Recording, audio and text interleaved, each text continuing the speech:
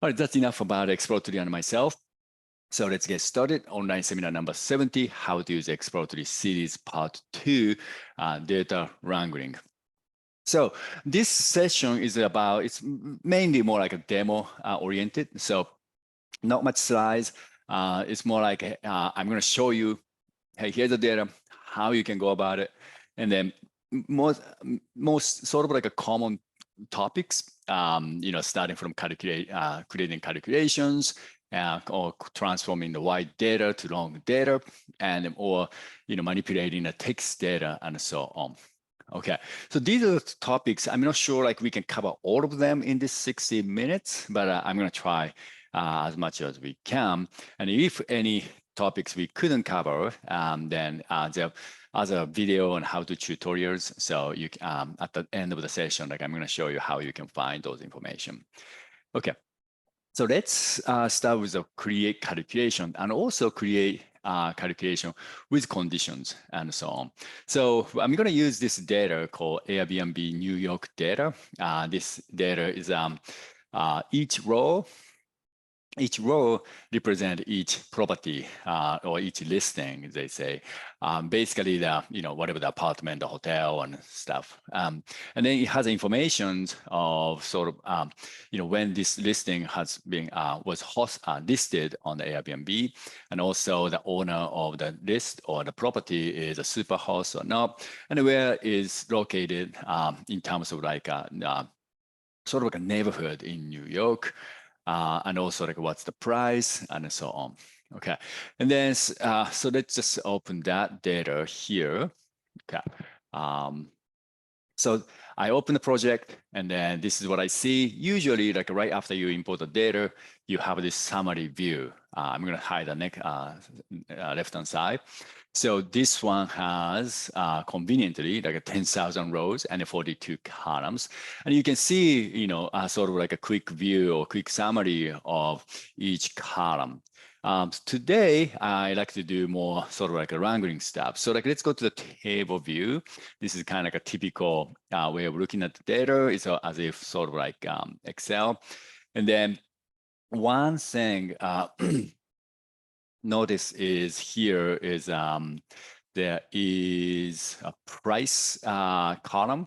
And then I noticed that here's the problem, the character data type instead of numeric data type. So if it's numeric data type, then you can create a calculations. You can do like an addition and multiplication and so on. But if it's a character data type, then you can't do anything about it because this system or computer recognize this as letters or strings. So when you see something like this, the first thing you want to do is set the right data type. And it turned out not only price, but also here's a weekly price, monthly price, and so on. All of them are considered as a character. And this happens often when you import the data and the data contains this value contains this kind of currency symbols. And then the system thinks, oh, this is a string or letters, therefore cannot recognize as numeric. So, so that's one problem. And then other than that, I think there is here availability is 365. So this is like out of 365 days a year, how many days are available. So later, like I want to create a calculation based on this column. So like I want to create like availability rate. So like how many days available per year and so on. Okay, so first thing first, let's clean up this data. And typically what I like to do is go to the summary view and then here I see price and then weekly price. And these columns are character data type. And then I see these charts. And basically this one is recognizing like $150 as a category or just like a one group, right? So like there are like 411 rows have this value, $150. But if it's this numeric, it's going to be more like this. So it should have like a histogram, right? So from like a minimum value to max value, and then divided by maybe a 10, and each range how many of the rows exist, or so on. So if I want to convert this price and price related columns to numeric, so that we are going to have the histogram, and that gives us a more, sort of useful information, such as what is the average price, what is the minimum and the max value, what is the range, and so on. Okay, so I'm going to select the price, and then usually I can go, convert in a change data type and convert to numeric, and that's all I need to do. Or if you happen to be somewhere in Europe, especially like a country like Germany or France, they use a different thousand separator or decimal separator. So for example, like if this one is 150.00, this dot in America or Japan, this one is a decimal separator. But in Germany, I think the dot is considered as a thousand separator. So if we want to set that kind of stuff, then you want to use a convert to numeric by selecting separators. But if we are in the United States or Japan or any country use dot as a decimal separator, then you can just go straight to the convert numeric. But here we have not only one column, we have multiple columns to have this problem, which is the wrong character data type. So in this case, I don't want to do like one by one. I just want to do like all of them together. So in that case, you can click on the Shift key, or you want to go select specific columns, then you can use Command key for Mac or Control key for Windows, and then select multiple columns. And as long as you see this green frame, then that means those columns are selected. Then from any column, as column header menu, you go change data type and convert to numeric. And then you don't really have to do anything in this dialog. The left-hand side is basically telling you what columns are selected. You can modify that. And the right-hand side, what kind of operation is going to be executed. So I'm going to click on Run button. And then I'm hoping all of these columns being converted to numeric. So like I said, if once it's converted to numeric, here I see the histogram.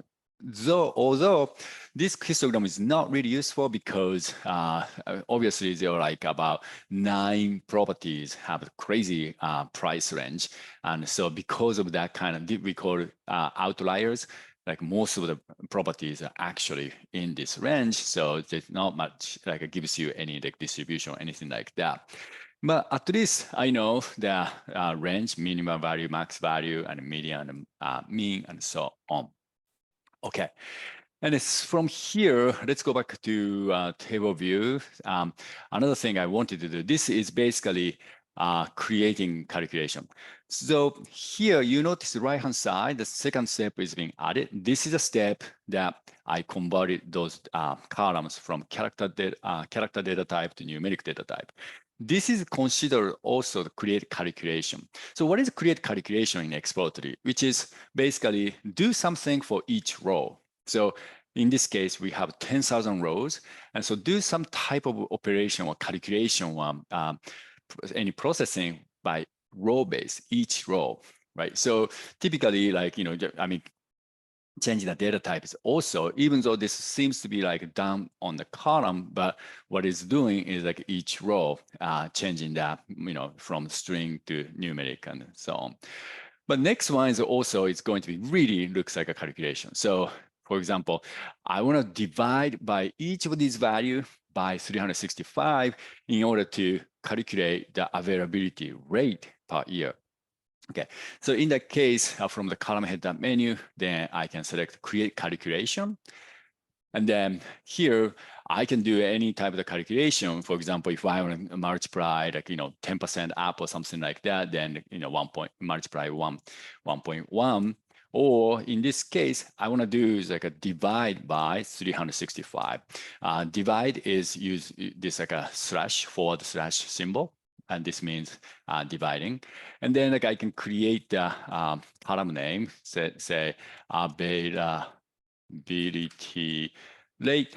You can have the space or not have space on either way. You can create that, whatever makes it easy for you. And then click on Run button. Once the calculation is done, the new column is being added at the end. So availability rate right here.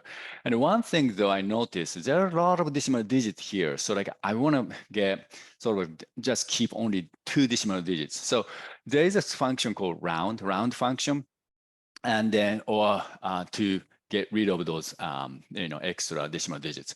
So from column header menu, and then 2 ways to do it. One is going to create calculations, and then I want to use a round function, round, and then you can have the bracket, and then inside the round function you can type like a comma, and then there's a suggestion here which is it says digits.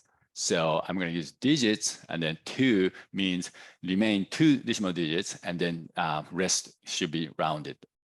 Okay, and then one thing you notice here is availability rate, and then you see like the back bracket, kind of like opposite direction of a single quote called back ticks.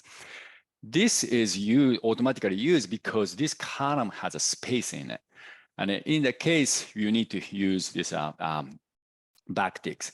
If you don't have space, meaning, for example, if like this column name happened to be something like there's no space in it, then in that case, you don't have to use a backtick. But in this case, unfortunately, I entered space. So now we have to live with this backticks. But you can change the column name later on. Anyway, so this is one way to do it. If I click on Run button, then it will run this calculation. But who even knows this round function, right? Like I know it, but if you're studying exploratory, you don't know what would be the function to do the rounding, right?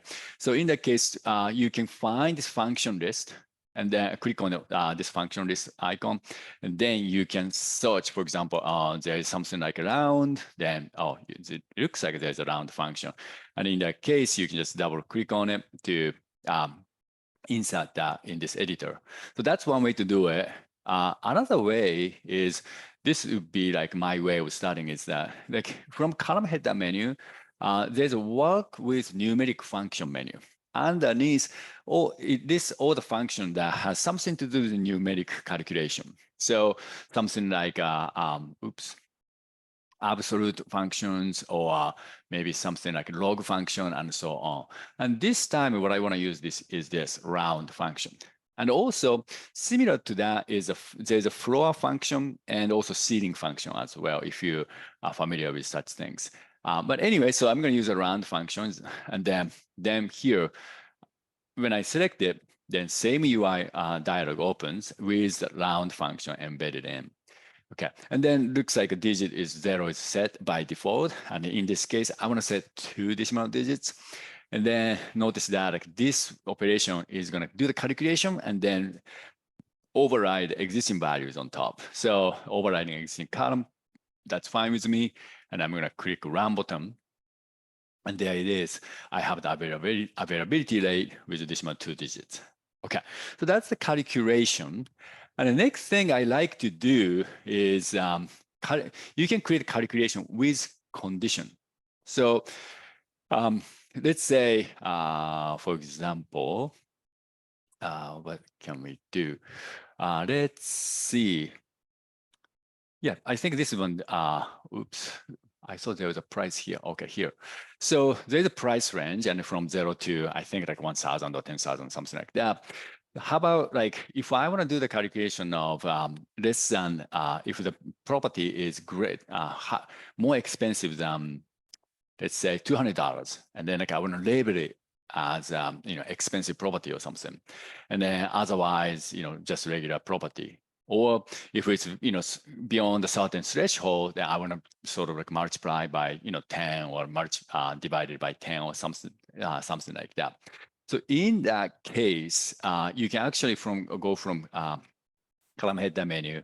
Instead of using this create calculation, this is kind of tricky to find it, but here there's a replace values. And under the replace values, there it says with condition. So this is where you can use the conditions to do special calculations. So if I select this with conditions, replace by setting condition dialog shows up. And here, left-hand side, you can create the conditions. Right-hand side, if that condition matches with the given value, what you can specify what you want it to do. So let's start with a condition here. Click on it. And then this is the dialog that you see in a filter operation. But basically, that helps you to create the condition or construct the condition from the UI. So let's say like I'm fine with price column, and what I want to do is price is greater than or equal to $200. Okay, this is the condition I want to set, and then click OK, and then I want to do something about it. And then in that case, new value, I can click on it. And then here I can, create another calculation here. For example, you know what? In that case, I want to do this like a price column, and then let's say like multiply 1.1, basically 10% up or something. And I can do the construct the calculation, much like the same way like I was using the create calculation dialog. Okay. Or in this particular case, I want to label it. This is an expensive property or no expensive property or something like that. Then in that case, I can just type expensive, property or something. Here's one thing you need to be careful. This is a string or letters. In that case, the computer get confused if you feed string letters like this, because it tried to do the calculation and then hey, this letter is not like numeric, right? So in that case, you want to give like either single quote or double quote. Either way is fine. But the important thing is if you use a single quote, you have to end with single quote. Not mixing like single and a double. If you start with double quote, you got to end with double quote. So in this case, you're telling the system that, hey, this is a string. So don't try even do any calculation or something like that. Okay, so anyway, so I set the expensive property, click OK. I can create multiple condition. Let's say by clicking a plus button, and then like I said, like, hey, you know what? Let's create another condition, and then this time it's like $100 or greater or greater than, and they create OK. And then this time, like I said, like maybe medium property or something. That's cool. And then click OK. So now I have two conditions. And what if like other property don't meet these two criteria? Then I can set the default value. Here it says price column. That means it return the original values. But here, like I want to type something like maybe like a lower price property or something. Property, okay. And then okay. And what this is going to happen is like start from the highest condition. And then so basically priority starts from here, and any rows don't match with the first condition, then goes to the next condition. And any properties don't match with the second condition, will have this lower price property. So from always top to the bottom. And then I'm going to create like category based on price. And you notice that like I'm using actually underscore. I don't have to use it. So either way, like you can keep space as well. But anyway, so click run button. Then I'm going to have like a one column that I just created by using a condition. Okay, and then if I go to the summary view, this is what I recommend you to do, because always like check like what happened with that operation you just did. So it looks like I have looks like a lower price property, it has the most frequent, and the expensive property is the least frequent, and so on. Okay. So we have created a calculation, and then you can create those like conditional calculation as well. And the next topic is the aggregation. So aggregation calculations is two different things. The aggregation is to aggregate the values. So for example, in this time, we have, there you go, neighborhood. So, and then the neighborhood group. So if you ever visited or lived in New York has like 5 boroughs, like such as Brooklyn and Manhattan and then Queens and so on. And then within that borough, you have more like kind of detail neighborhood names such as like Midtown or Harlem or Flatbush and so on. Okay, so I want to see like what is the average price for each neighborhood. Maybe some neighborhood is more expensive than the others, and typically if that's all you need to do, I would recommend go to the chart view, and then under the chart view you can create a bar chart or you can create a pivot table or summarize table to do that aggregation. So you don't have to create a data wrangling, but often happen is like you want to create that data here before even visualize or creating the charts, because you want to use that data to join with other data set, or you want to use that aggregated data to do another calculation on top.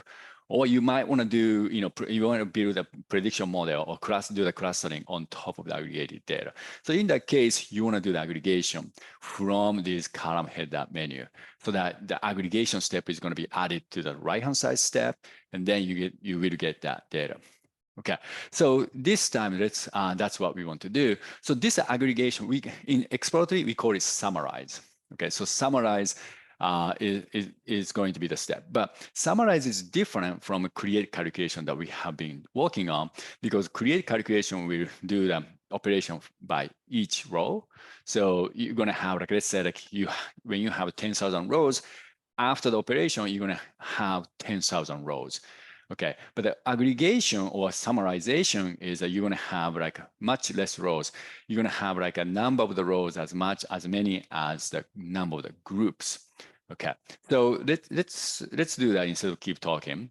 From here, what I want to do is from column header menu and select the summarize bracket aggregate, and then you will have the summarize dialog. And then you can select what is the group by and what is the value. So group by neighborhood is cool with me. And so let's do the value. So number of rows will return. You can click on the preview, how many of the rows for each neighborhood. And I want to add, let's say, like a price here. I'm going to select the price here.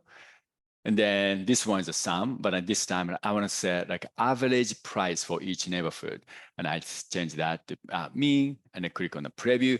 Then I have that being calculated. Okay, and then let's say I want to see what is the average availability rate and so on. You can keep adding those things on here. And another thing is a group by. Right now, like I have only neighborhood. But as you remember, there's a neighborhood group. So I want to create like a kind of a parent group and then the child group kind of relationship. So what I can do is like I can add another group on the group under the group by, and then let's say neighborhood group or something. And then click on the preview. This is what you're going to get. But in this case, you know what? Like I want to have a group first, then the neighborhood. I want to change this order. Then you can do so by drag and drop, and then to change the order. And then click the preview. So now here, like I'm listing like a Bronx first, and all these neighborhoods inside the Bronx, and the next one the Brooklyn, and the next Brooklyn is the neighborhood, and then like we have the number of rows and the price and so on. And then you can also create a conditional summarization or aggregation, meaning you want to create a condition, and then whatever the condition matches, then you want to do let's say like a total or average or that type of summarized calculations. Okay, so let's say this data has something called super host. I thought they have, isn't it? Oh, here, right here, right behind this dialog, but there's a column called host is super host. So I want to see what are the average price of the super host for each neighborhood. So in such case, you can basically first thing I want to do is select the price because I want to calculate the average price, right? And then instead of sum, usually I go to the mean, but this time I want to do this mean aggregation based on the condition that I'm going to create from now. So I scroll down, and there's a mean if. And typically, like, you can use like sum if and other functions as well. But in this case, I want to do the calculation of the mean. So I'm going to select mean if. then I get this dialog where very similar to the conditional filter condition or the conditional calculation dialog. Basically, I can now construct the condition. So here, select the column. So what I want to do, superhost column, and then the operator is, because this column is a logical, meaning has only true or false.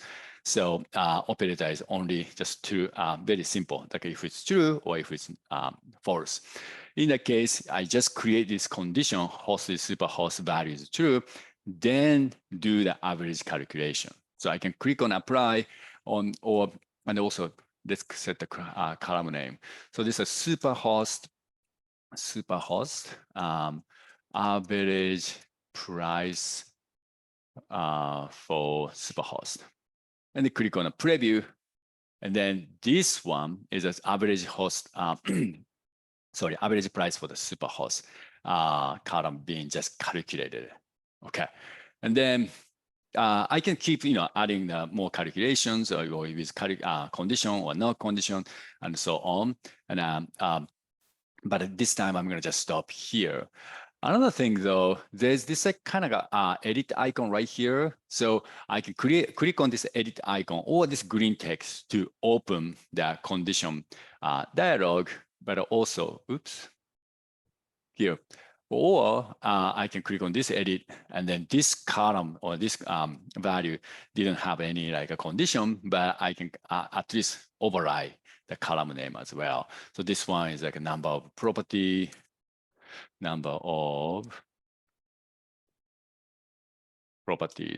Okay. And then make sure the thing you're getting looks okay. Then I'm going to click run button. By the way, this point, it says here, this is like a 10,000. So the data is kind of small. So, but when you have the big, maybe like 100,000, 1 million rows and so on, then this is basically how sampling the data. And then based on the sample data, like applying the aggregation. But if you click on this run button, then it will do the aggregation on top of all data. In this case, even the preview and the same amount of the data, so there's not much of the difference. Okay, so we have covered how to do aggregation on summarization, and also how you can use a condition to do aggregation. Okay, and the next topic I like to cover is wide data, long data type of things. So let's take a look. I think we have enough with the Airbnb data. The next one is this. I want to use this CO2 emission data. This is the data that is collected for each country's CO2 emission through the years. So starting from 1965 to, there's a 57 columns. So like, let's go to the end. There's like a 2020. There's a kind of weird dot 57. I don't like that. So like, let's change the column name to just say 2020. Okay. And there you go, 2020. And then a couple of problems, right? So like one problem here is that there's a bunch of NA. So I want to do something about that. Another problem is, hey, this is like a numeric, but somehow it's considered a character. I don't know why. So I want to change that. And you already know how to fix this problem. Another problem is that each year is each column now, right? So this one is, it's okay if to have this format when you see in Excel or something like that. But if you want to do visualize this data, and then there's a problem, because in the chart, typically this kind of data, like let's say like I want to create a chart, like line chart or something. I want to have like x-axis to have the timeline. So starting from 1965 on the left-hand side to all the way to 2020 to the right-hand side. And I want to see like how the CO2 emission is, increasing or decreasing, and hopefully by country. The problem is that if I change the line chart and then try to assign the x-axis, this is what I see, 1965, 1966, and so on. But if I select 1965, then I'm not going to have anything on an x-axis. Instead, probably just only one single time, right? So I want to have like 1965, 66, 67, and so on. So in order to do it, I need to have the one column to have the all the number of the years. And then I have another column to have the values that correspond that years. Okay, so in that case, this in this data wrangling world, we call this type of data as a wide data. The more data comes in, the wider it gets. And then, so we want to convert this wide data to long data. So the long data means the more data you get, it becomes longer to the kind of vertical direction from the top to bottom. Okay, so that's something what we want to do. So in that case, the easiest way is select the whatever this kind of a starting column. Like we want to select the columns from wide to long. So in this case, 1965, and then all the way to the end, and select with a shift key. Okay, so in this case, like it's kind of easy because there's only 57 columns, and then like the number of the columns I selected is like 56 columns. But sometimes you might have 300 columns or 500 columns or 200 1,000 columns or so on. You can't select all of them, right? So in that case, even if you selected just one or 3 columns or 4 columns, then you can start with this operation. I'm going to show you how. And then from column header menu, and then there's a gather bracket wide to long. So wide data to long. And you're going to gather these columns. And then here it says selected columns or selected range. The selected range is the one that you want to select because instead of listing up all the columns, you want to say, hey, this is the starting columns, this is the ending columns. This is a much efficient way for selecting columns. So you select the selected range. Then here I can set a starting column and the end column. So end column here, I'm going to select the 2020. And see this? So even if I had 300, 500, 1,000 columns, then all I need to do is just set find the end columns and then just set it. So in this case, I have selected 1965 to 2020. But somebody asked hey, you know what? I have even more columns, and I don't want to find this all the columns or something. In that case, another thing you can do is exclude. So if you select exclude, then in this case, I want to exclude only one of these columns. That means whatever the columns not excluded will be that target of the operation. So that's another way of selecting columns. And that sometimes is more convenient, especially imagine this is a kind of daily data. I had this problem with the COVID, number of the infected and number of the deaths data. And then they keep adding the new day of information as a new columns. So every day, I collected the data, I visualize the data, and the next day, I want to see latest information. And in that case, I can click on this re-import button to re-import the data from the data source that happened to be the remote CSV file. And then, but new columns are being added. So that means I have start on the end columns. This is hard coded. Imagine new data comes in at the 2021 column, but this case, it's not going to be selected as a target of this operation. So that is another case you want to use exclude to set what are the columns that should be excluded from the target of the operation. Okay, and in that case, even the new columns being added, that will be automatically included in the target of operation. Okay, in this case, I'm going to just use this include starting from 1965 all the way through 2020, and I can type the name. First time you do, you have no, you're not sure what type of column name you want to use. So typically what I do is I click run and see the result and then go back to this dialog and change the column name. But in this case, I know what are the column name are. So I'm going to say year, and then this is a CO2 emission, and then click run button. And then now I get this a long data. So I have the country, let's change this column name. Doesn't make sense. So this is a country, year, and then CO2 emissions. And only one problem I have before I get visualization is that this column, same thing, this is a character. So I want to change that to numeric. So from the column header menu, sorry, by the way, I just realized that another problem is here, before doing this gather operation, there's a bunch of NA. So like you saw, like after doing the gather, it ignores this NA type of the rows, automatically removes it. But if for some reason you want to make sure this NA shouldn't be here, then you can basically get rid of the NA rows from filter and remove NA, select that, and then click run. Then now NA row is gone.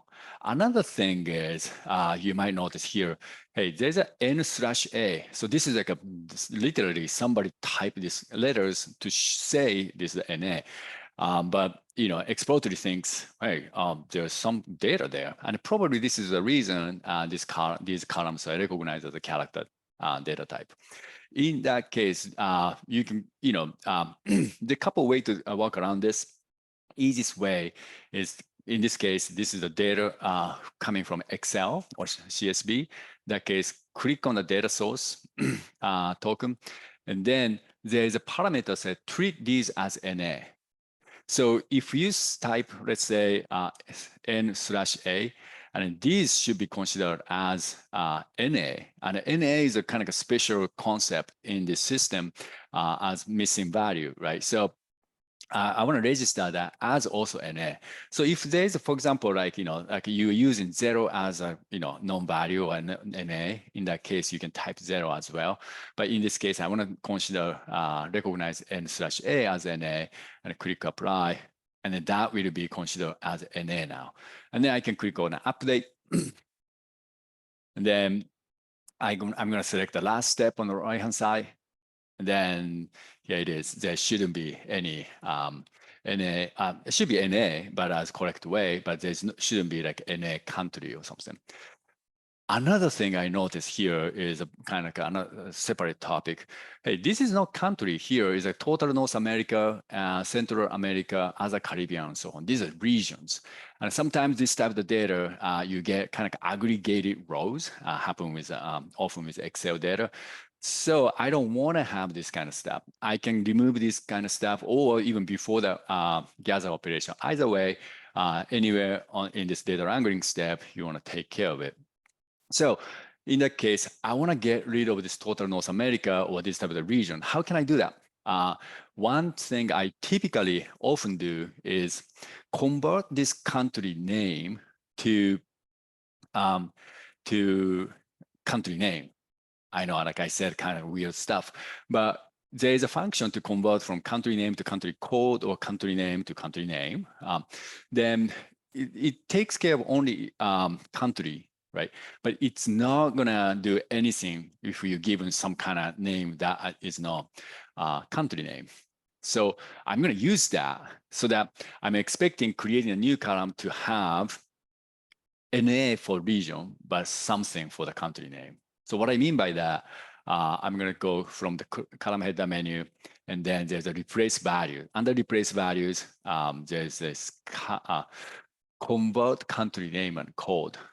Okay, and then if I select it, and this is like a convert text dialog, and right now the country name to country name, right? And then so if I click on the preview, it turned out there's an even weirder name at the probably end of the rows. But you notice that Algeria converted Algeria, which is like, of course. But then you see something here, like let's say Central America, there's nothing here. So that's what we want, because then later on, like I can just remove those rows, don't have values. Okay, so you typically like you use this conversion from country name to country code, but it doesn't matter this time for me.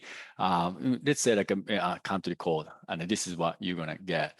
And it's basically the same thing. If you give the territory or not territory region name, then it will have nothing. So that's actually good. And I don't want to override. I want to keep the original country name. So so this is like a country code or something. Then country code will be added at the very end. And then whatever the one doesn't have or like NA, that's the one like I want to remove. Then like, I'm not going to have a region name. So here, remove NA. I click run button. Okay. And then that's good to go. And then if I click on the last step 7, and then like I've got nicely formatted data. So like a country and a country code, year, and CO2 emission. And once I get this, then like if I go back to the chart, then I can set that year column to x-axis. But problem here, I don't have year column. And why is that? That is because right-hand side, this is a pin icon. So what it's really doing here is that this chart is trying to read the data, try to visualize the data from the data at the step 2.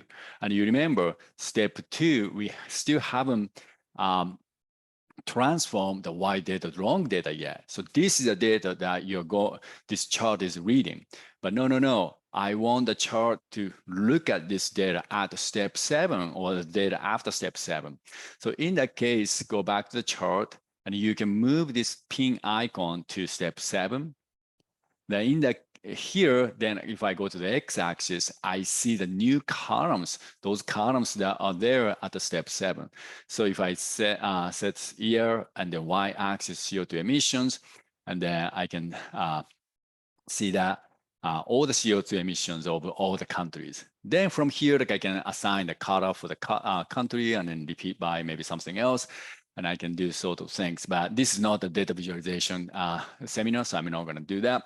But now you know how you set the pin when you do the data wrangling or adding the data wrangling step, you can manipulate which data to be visualized by using this pin.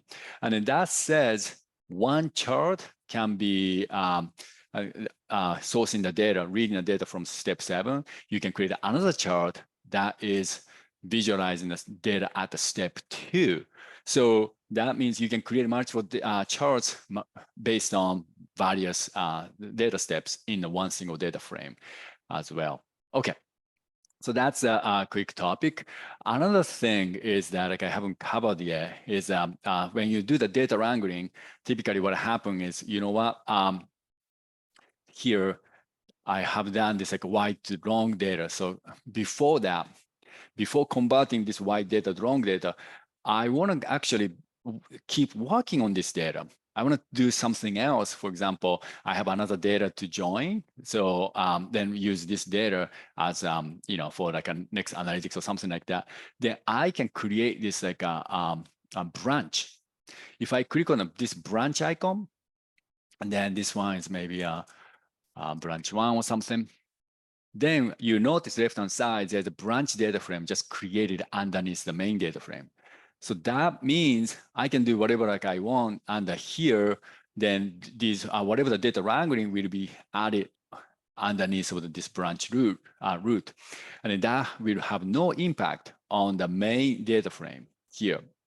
On the vice versa, whatever I do on the main data frame as a step 8, step 9, those will have no impact on that branch data frame. However, these two data frames, one is main data frame, another one is branch data frame, will share these steps, reading the data from Excel, renaming the column name and a filter and so on. We'll share these common steps.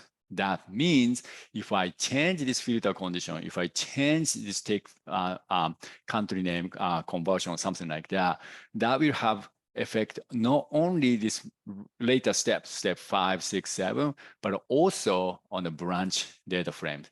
So this is kind of like an effective way to sort of manage the common data wrangling steps and then specific data frames, data wrangling steps separately. Okay, so that's the branch. And then the last topic, but not least, is I want to cover this separate rows to text data wrangling. One topic I didn't cover is the join and merge, but these are available in a video, so you can take a look. I'm going to give you how you can find those information. Okay, so before that, let's move to this unicorn data. Unicorn data, basically this one is each row is each unicorn company, which is like a startup company or private company whose valuation is greater than $1 billion. So there's such as Uber, Didi, and Xiaomi, and Airbnb, and so on. This data is a little bit old. So therefore, maybe some of the company have already gone public. But I think Uber already went public, I believe. But anyway, so that's data, and we have 200 rows, mean 206 unicorn companies. However, like as you notice, there are a bunch of NA. So quickly, like when I see something like this, I want to get rid of NA. This one is here. And then, so we got this data.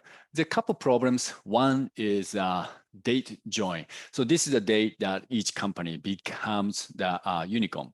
And then similar problem we had, this is a character data type, but what we know this should be the date data type. And if it's date, then you can do all sorts of operations such as extracting the month's name or year number, or you can do that when you do the aggregation, you can round by the year or week or month and so on. But if it's character, it cannot do it. It consider as the kind of character data, like this one. Okay, so I want to do the conversion here to do from the column header menu, change data type, and then instead of convert to number, this time convert to date time. And then here, like all you need to do is select whatever the combination that represent that data. So in this data, when you look at it, this is like a month, day, year. So as long as you know this like a sort of a sequence, then that's good to go. So change data type, convert to date time, and then this is like a month, day, year. Here you go, I find it, like a month, day, year. If I select it, then I'll get this create calculation dialog with MDY function. So MDY means month, day, year. And then if there's this original value is sorted, like presented in a year, month, day, then you want to use YMD function. So there are a bunch of functions, as many combination as year, month, day combination. Okay, so and then having said that, in these characters, like right now is like using a forward slash, but if this one happen to be hyphen, dot, space, or even letters ABC, it doesn't matter. All it matters is this sequence. Okay, so anyway, so I'm gonna just click round bottom, and then it automatically converted, for example, table, each value is being converted to date object. And then therefore, you go to the summary, now you see this histogram chart or bar chart, and that is date join. So one problem solved. Another problem I see is here, it's not really a problem, but this one is listing all the investors of each unicorn company. And then I want to do some kind of cleanup quickly here. One question I have is, what are the investors have the most unicorns? In order to answer that type of questions, here's a problem, because let's say here's a SoftBank, and then like there's maybe like another SoftBank somewhere else. Then I gotta kind of find it and then start counting, which nobody would want to do. So the problem here is that each cell contains multiple values. That prevents me from just doing the aggregation or summarization based on the number of the investors. So what I can do is I can separate these into separate rows, meaning each investor of each unicorn will have each row. In that way, I can do the applied aggregation to count number of the unicorns or number of rows in this case for each investors. So what I mean by that is from column header menu, there's a separate, and then there are two ways to separate. One is separate to columns, but in this case, I want to do a separate to rows, because we don't. It's not like if this data is like happen to be, let's say like a product name and a subcategory or something like that, then I can separate to columns and then call it like a product name and a category or something. But this one is like, it's not like that. It's just that each value is like a, investor name. So under the separate and the separate to rows, and how you want to separate, this data is using comma for to separate each investor name. So I'm going to select a comma. And then this dialog, there's not much you can do other than just clicking round bottom. And then now each investor name be separated. So for example, Uber, had 3 investors. I'm sure like this is not, these are not only the investors, these are maybe top investors or something.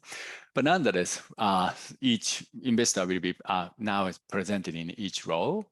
And then DD Jackson, this one has a 4.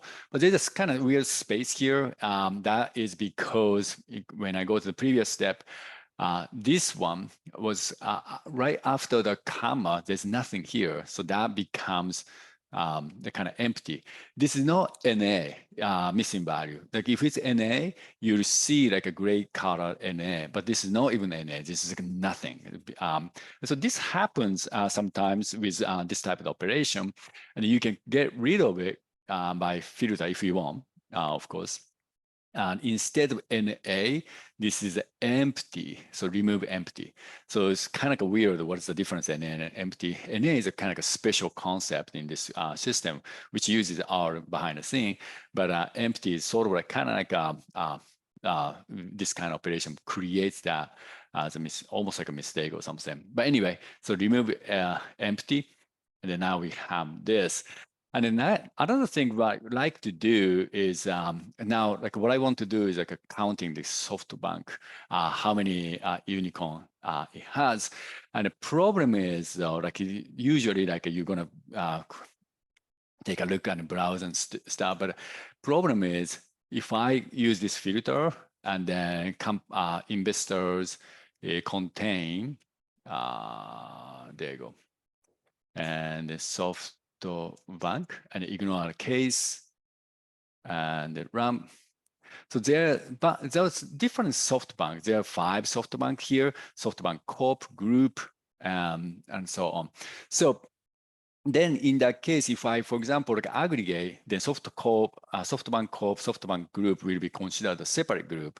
And maybe one has a 2, the other one 3. But in total, like, kind of intuitive sense, SoftBank has 5 unicorns here. So in that case, I want to get rid of Corp and Group and then make just a SoftBank.